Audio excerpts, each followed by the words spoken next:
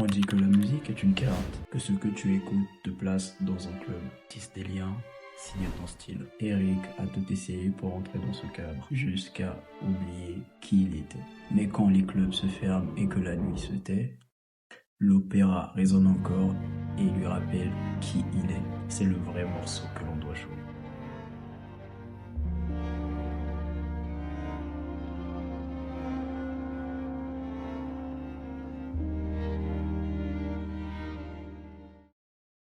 La musique, c'est quoi? Des potes, de la classe, du goût, n'est-ce pas? Aujourd'hui, ce que tu écoutes te situe dans un cercle social. Pour les plus jeunes, beaucoup vont se tourner vers le rap parce que c'est stylé. La musique, ce n'est plus juste un moment, c'est une identité. Ce que tu écoutes te définit. Tiens, prenons l'exemple d'Eric.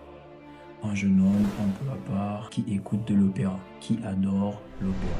Le hic, c'est que chez les jeunes de son âge, écouter de l'opéra, c'est peut-être vu ou perçu comme étrange et pas tendance du tout. Alors, sans amis, Eric décida de changer de style et d'écouter enfin du rap pour ne plus être perçu comme étant bizarre et pour se faire des amis. Il pousse même son relooking à ressembler à ces rappeurs considérés comme des vrais hommes alpha, cool, rebelles, sans peur. Et ça marche. Eric se fait rapidement de nombreux amis et devient un mec cool. Tout cela grâce au rap, style de musique qu'il écoute. Mais dans la nuit calme, étoilée, loin de l'agitation, Eric réécoute de l'opéra et se sent enfin lui. Eh bien, nous allons nous rendre compte que c'est le cas de beaucoup des jeunes qui ont des préférences musicales différentes.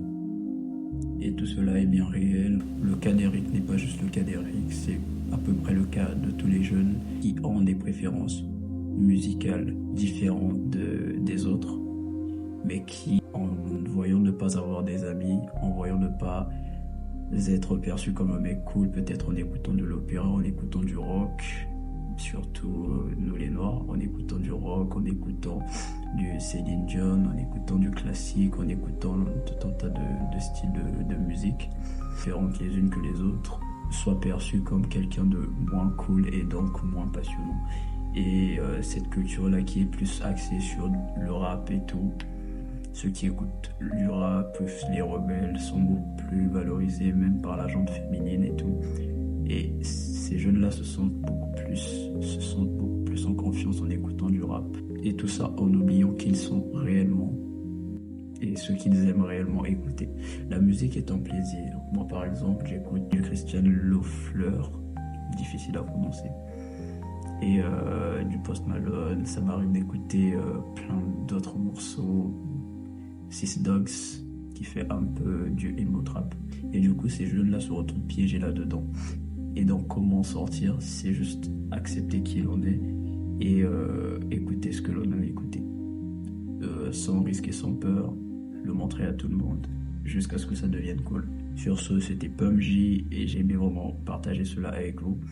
La vidéo n'est pas très aboutie. Si vous voulez qu'on continue sur le sujet, dites-le moi en commentaire et n'oubliez pas de liker, de vous abonner et de partager la vidéo si la vidéo vous a plu. Allez, ciao, ciao. On se capte pour une prochaine.